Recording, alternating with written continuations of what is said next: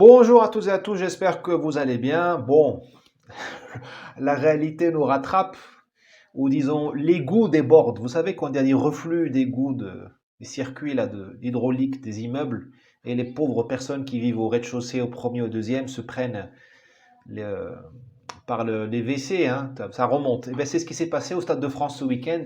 Les égouts, la pourriture a refait surface. Voilà. La pourriture en fait surface, pourtant on l'a bien caché, hein. On a quand même l'Ukraine, on a eu le Covid, on a eu le barrage contre l'extrême droite, on a l'inflation, on a eu Davos cette semaine, on a reçu les fatwas de nos oligarchies décadentes. Sodome et Gomorre, c'est pas Davos, c'est Sodome et Gomorre dont il faut parler. On fera une vidéo sur Davos cette semaine si Dieu le veut. Donc là, tiers-mondisation de Saint-Denis, maghrébinisation de Saint-Denis, parce que ce qui s'est passé autour du stade de Saint-Denis, même le très néfaste et le très funeste stade de Casablanca, je ne le cite pas parce qu'il a un nom qui est noble, mais même ce stade-là a rarement vu ça. C'est-à-dire que des envahisseurs, des supporters ou des voyous sans ticket qui envahissent un stade, même au Maroc, c'est exceptionnel. Pourtant, nous avons des stades dangereux. D'accord. Voilà. Qu'est-ce que voulez-vous quand vous avez transformé Saint-Denis et la France en une annexe du Maghreb et du tiers-monde? Bah, vous êtes le tiers-monde. Vous avez voulu vous tiers-mondiser, bah là, vous commencez à payer les conséquences. Donc, vous n'aurez plus de spectacle tranquille.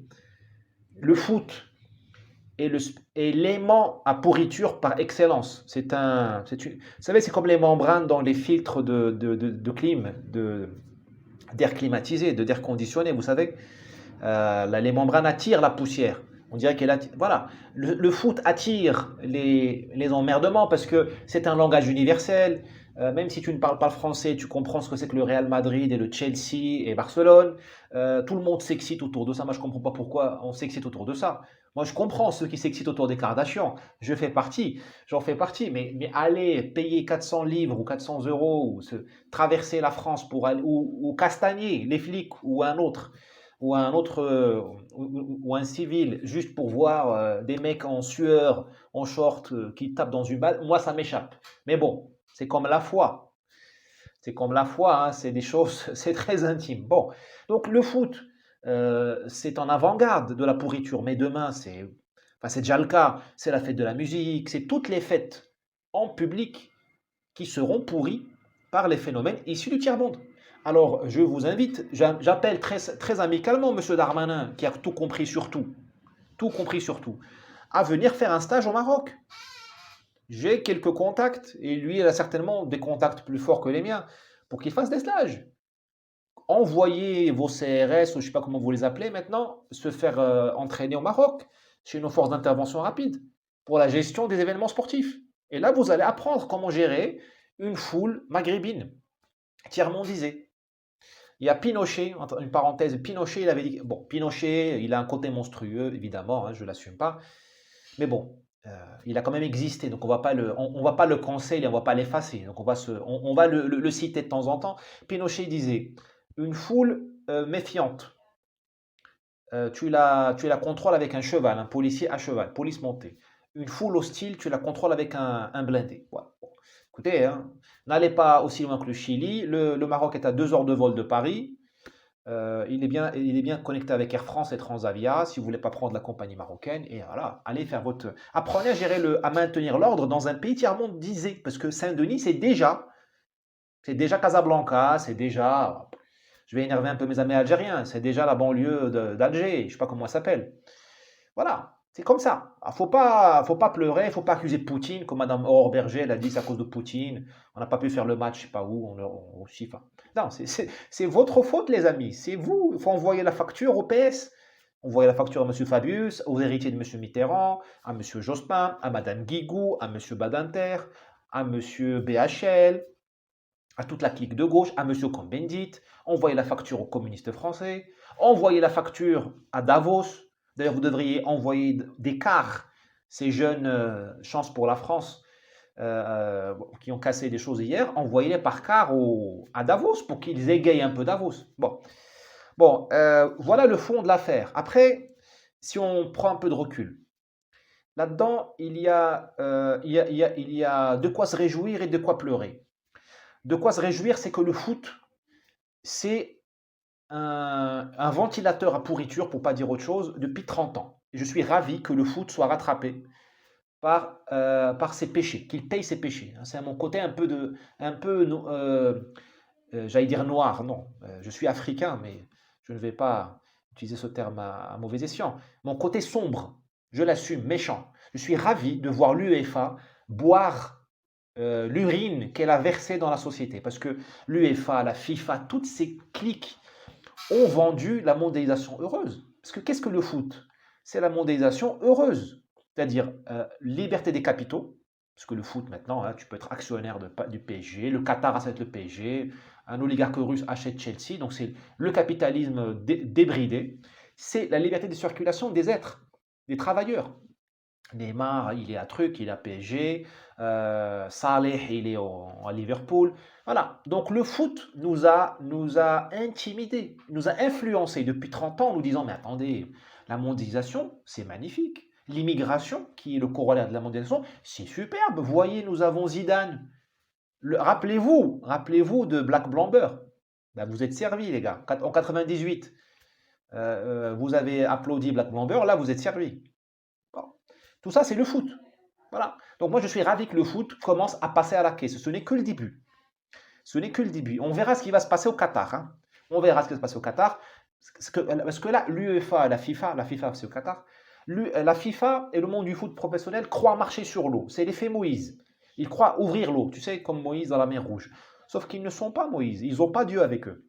Ce sont juste des marchands du temple. Et Jésus les a fouettés, les marchands du temple, il a bien fait. Ces gens-là, ils croient qu'ils vont faire la Coupe du Monde avec un public européen. Donc il y a des femmes, il y a des homosexuels, il y a des gens qui s'embrassent, qui boivent du whisky. Enfin, j'espère qu'ils boivent du bon whisky quand même.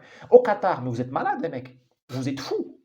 Et en plus, à 40 km à vol d'oiseau de l'Iran. Et vous êtes vous êtes juste des tarés. Je suis désolé, vous êtes des tarés. Bon, ça c'est le côté de la réjouissance. Le côté de quoi être triste, à part la tiers-mondialisation de la France, évidemment, et ce que j'ai dit au début, hein, la fin de toute manifestation publique. Tu ne peux plus rien faire.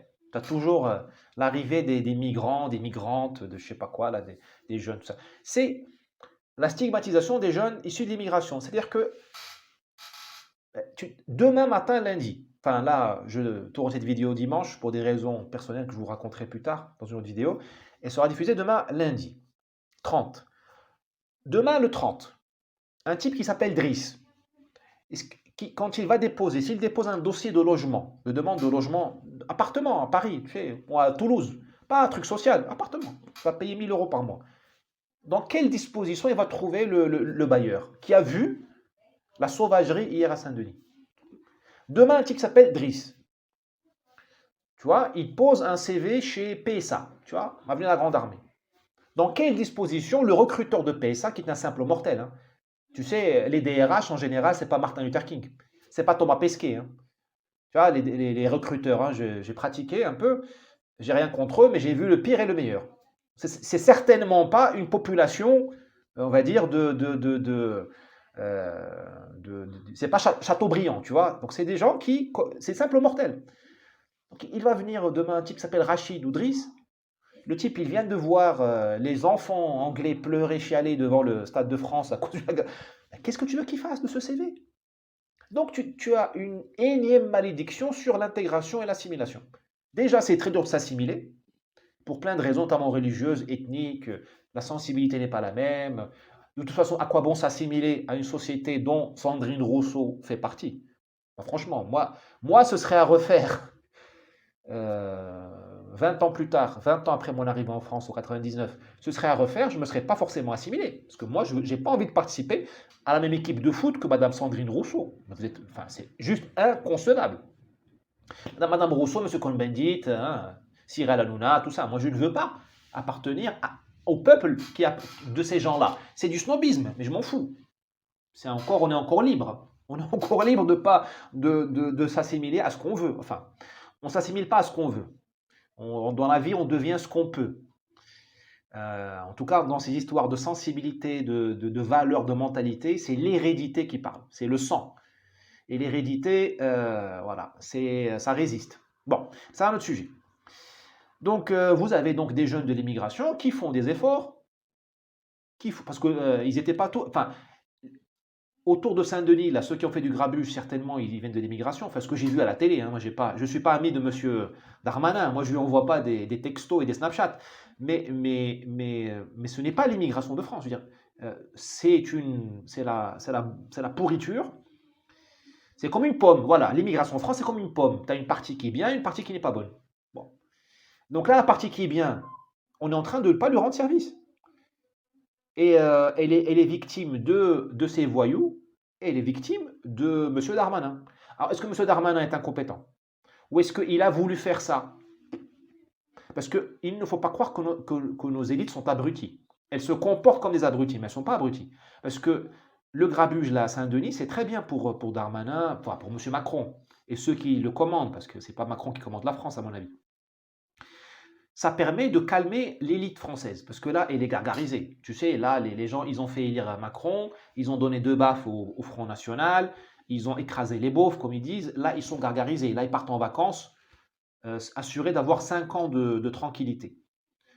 Là, quand ils ont vu ce qui s'est passé à Saint-Denis, parce qu'à Saint-Denis, il y a aussi le rugby, il n'y a pas que le foot. Il y a le rugby. Les riches vont aussi à Saint-Denis pour voir les matchs. Il n'y a pas que... voilà. Là, ils se disent, OK, là, c'est un rappel du réel, c'est une piqûre du réel. Donc, c'est pas qu'ils vont, ils vont continuer à aller à Deauville, à Ibiza en vacances. Il y a pas ils passeront des bonnes vacances. Sauf que là, ils sont quand même un peu inquiets. Tu vois, à chaque fait divers, au fait, le gouvernement gagne. Il gagne sur tous les tableaux. Parce que ceux qui le soutiennent, les retraités et la bourgeoisie traîtresse, impie, vile, scélérate, hein, je me fais des amis là. Cette bourgeoisie-là, elle s'accroche à lui, comme on s'accroche à la protection, à la jupe de ta mère. Tu vois. Donc, ça permet de baisser un peu le clapet, de fermer un peu le clapet de cette bourgeoisie pour pas qu'elle demande grand-chose. Là, déjà, si Macron lui garantit un petit peu de sécurité autour de ses zones de vie et une économie macro stable d'un point de vue macro, ça leur va. Ils vont pas l'emmerder, tu vois. Et je dis, à chaque fait divers, le gouvernement est gagnant parce qu'à chaque fait divers, le peuple va chez Marine Le Pen, qui le trahit, consciemment ou inconsciemment. De toute façon, son incompétence sera exposée dans le Louvre pour les prochaines générations. D'accord? Et bien sûr, à chaque fait divers, nous avons la grande machine à laver la société, c'est-à-dire à dire, voilà, non mais non, pas stigmatisation, c'est la faute de la victime. C'est la faute de Zemmour ou du réchauffement climatique, n'est-ce pas, Madame Pulvar? Et à chaque fait divers, le peuple français est rabaissé. Parce qu'à nous savons à peu près le profil type des victimes, c'est toujours les mêmes. Donc, c'est encore une bataille de perdue pour le peuple français qui sort tranquillement de l'histoire. Tranquillement. Déjà, il défend plus ses femmes, il défend plus ses enfants, il défend plus ses vieux. Il défend plus sa vie parce que les Champs-Élysées ne sont plus la France. Les Champs-Élysées, c'est une zone de combat de temps en temps. C'est comment on appelle ça à Rome, là, pas le Forum, pas le Colisée à côté, là. Il y a un endroit où ils faisaient le cirque romain, c'est ça. Voilà, c'est un stade, si tu veux, une arène, voilà, où il y a des gladiateurs qui viennent ruiner le Fouquet's, le Drugstore, voilà, c'est plus la France. Donc le peuple a perdu même la souveraineté territoriale. Je ne parle pas de Saint-Denis ou de Sarcelles, je parle de Paris, hein. Si tu vois la véritable souveraineté française, elle est à 60% du pays. Parce que nous, on nous dit qu'il y a 700 zones de non-droit, mais qui sont microscopiques. Non, ça, ce sont des bases de repli de la racaille. La zone où les Français sont vraiment en sécurité et maîtres chez eux, c'est ça la souveraineté. Un zoo, tu n'es pas souverain dans la cage d'un lion. Normalement, tu es déjà un morceau de viande. Ces zones de souveraineté réelle, effective, c'est peut-être 50% du pays. 60%. Allez, à demain, que Dieu vous garde. Ciao, ciao.